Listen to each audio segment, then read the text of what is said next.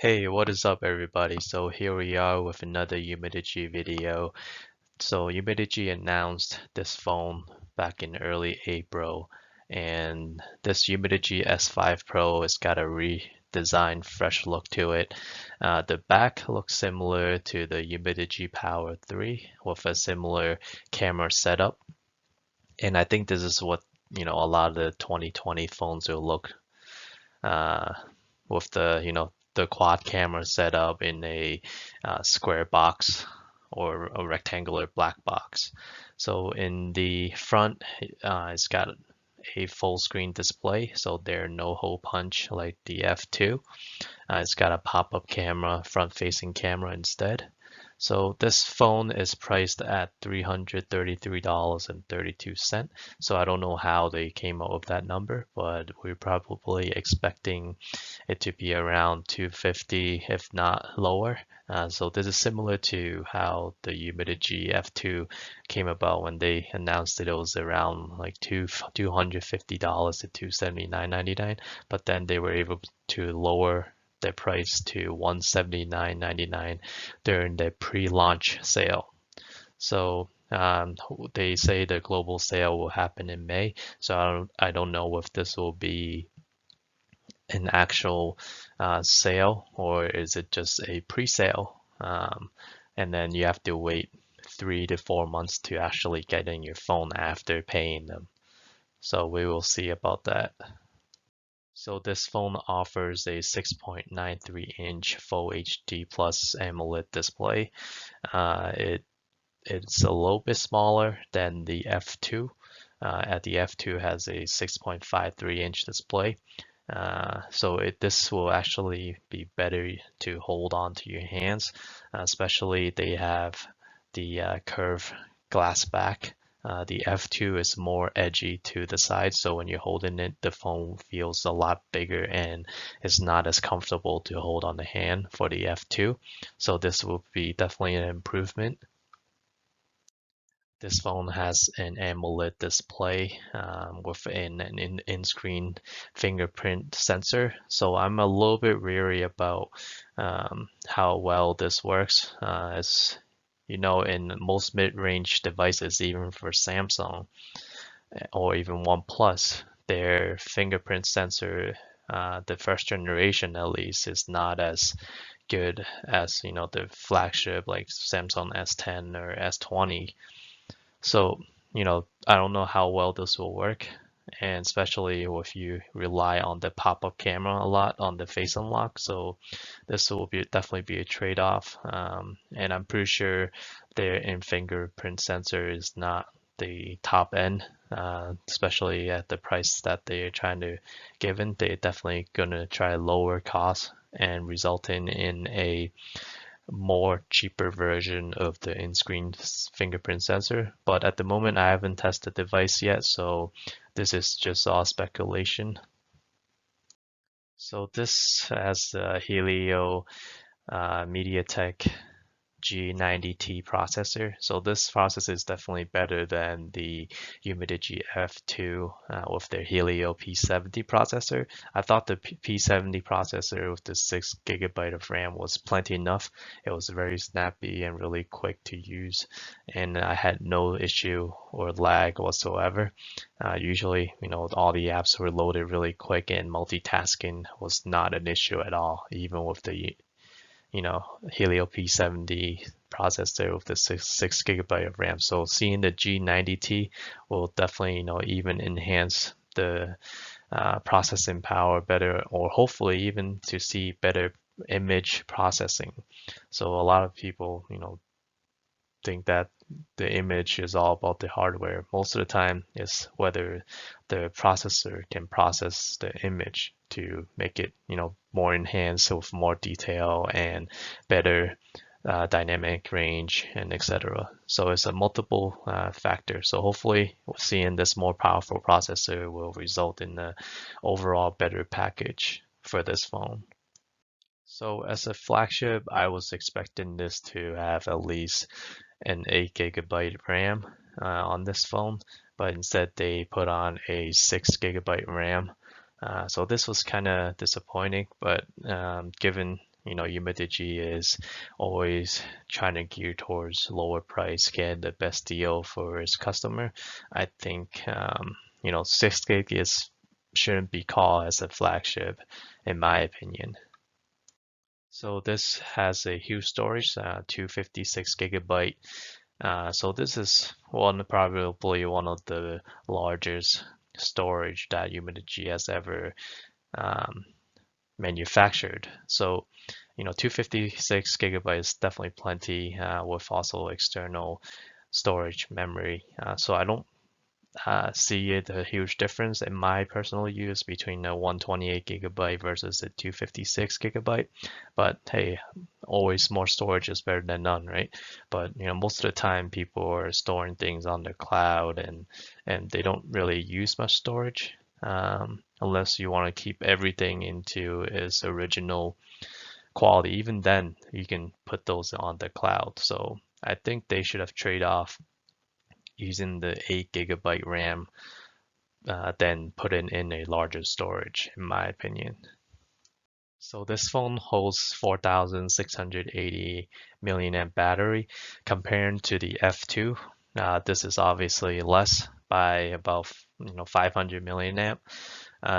So the F2 definitely lasted me more than a day full of use. Usually, with my constant usage, I was able to get by and not charge my phone until very late at night. But with the 4,000, you still probably manage to go by the day without really charging your phone in between. But I'm surprised that they didn't keep it as 5,150 milliamp. Maybe just because this phone is a little bit smaller than the F2. But regardless, 4,680 is still higher than most industry standards. But nowadays, most phones are at least 4,000 milliamp or more, unless you're Pixel, because with their optimization, they can um, make the most efficiency out of the battery use.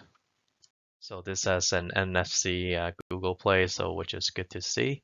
But this is pretty standard in most 2020 phones anyway.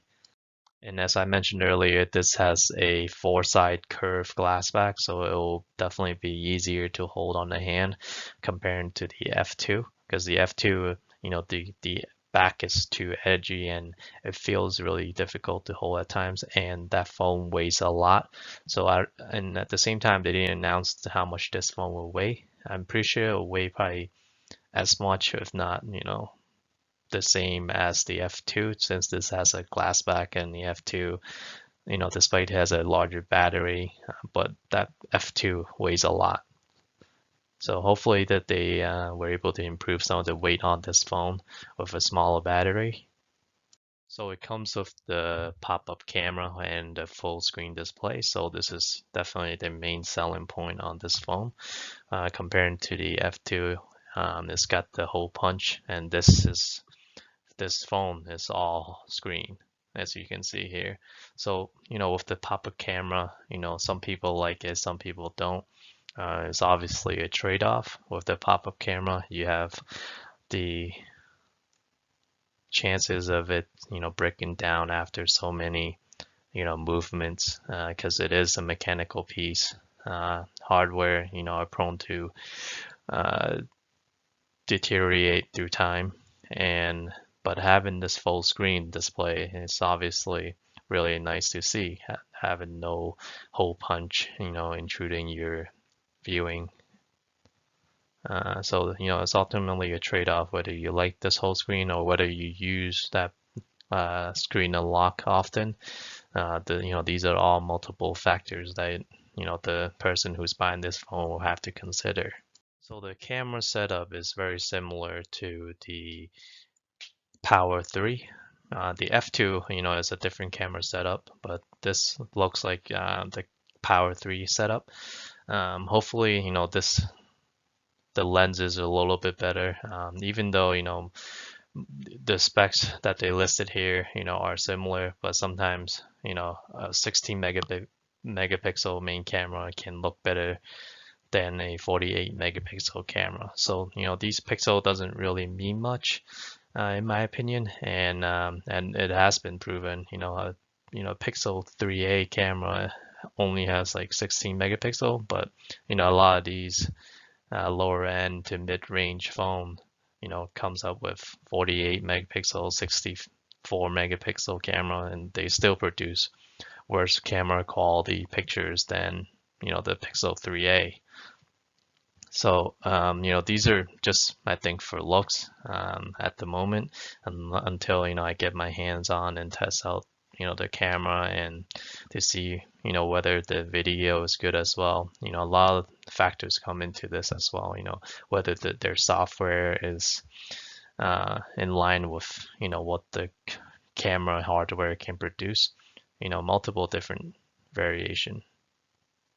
So another selling point that's appealing to me for Umidigi phones is that they have most of the frequency bands on their phones. So in the US in particular, with your missing band 71, band 12, band 66, and you have T-Mobile as a carrier, you most likely won't be able to get good reception, especially 4G LTE for voice or data. Even if you're in the city in a building, you might get no service reception, or in the woods in the Midwest or elsewhere. So having the frequency bands before you buy a phone is critical. So the phone might look really cool and slim, and has really good specs, but with the missing service, frequency bands, you won't be able to get service. And what's the whole point of a phone if you don't get any data service or phone, or you can't even make a call? So I think this is one of the top priority, if not, top one or two on your list when you're looking at a phone, unless you're buying a flagship, and most flagships consist of all the bands anyway. But if you're on a budget and you're looking for a phone, I think this is one of the top on your priority list. And this is why it's so appealing to me. They have most of the mid-range phones that are sold in the US lacks some of these bands. Sometimes you have to trade off. They don't have band 12, but they have band 71, and vice versa. So it never is a whole package, but Umidigi, when you look at their frequency bands, is basically most of the bands that you need, needed for AT&T or T-Mobile or any other, GSM carrier that you see. So here's just a quick glance of the overall phone. The camera setup we already talked about. I don't know what they mentioned, with the PC liquid cooling system. I mean, a phone is, it doesn't get too hot, but I guess is a good selling point that they make. The battery size, so we went over NFC, which is good to have. 4G LTE bands, which we've gone over too. The curved glass back, which is definitely a huge plus. You want a phone that will feel good on your hand when you're holding it. For the F2, it's way too heavy. When I'm having the pinky to balance the bottom of my phone after using it for a while, my pinky would get tired, from holding the phone for too long because it's just too heavy. Helio G90T processor, it's a powerful processor. 6 GB RAM, 256 storage, 16 megapixel selfie camera. I was expecting to see 32 on that, but 16 is good enough. The screen is 6.39 diagonal ratio. It's only come in two colors, ocean blue and comics black, and it's got a in-screen fingerprint sensor. They say fast, but we'll see about that. The latest stock Android 10. So once you talk, I don't know if this will get Android 11 the following year, but most likely not, because most of the time Umidigi is notorious for them not supporting devices after it's launched. I mean, they do offer a few updates right after the launch, and they fix up camera glitches or any tiny bugs, but you'll never get any security update patches like you'll get, if you buy like a Samsung A series or any other uh, bigger phone manufacturer where they have more resources to um, write, new codes for new software updates. So this is, that's also something to consider. Let me know in the comments below whether you'll buy this phone or not. And if you stayed here, for this long, please give me a thumbs up on this video and subscribe to my channel. Thank you.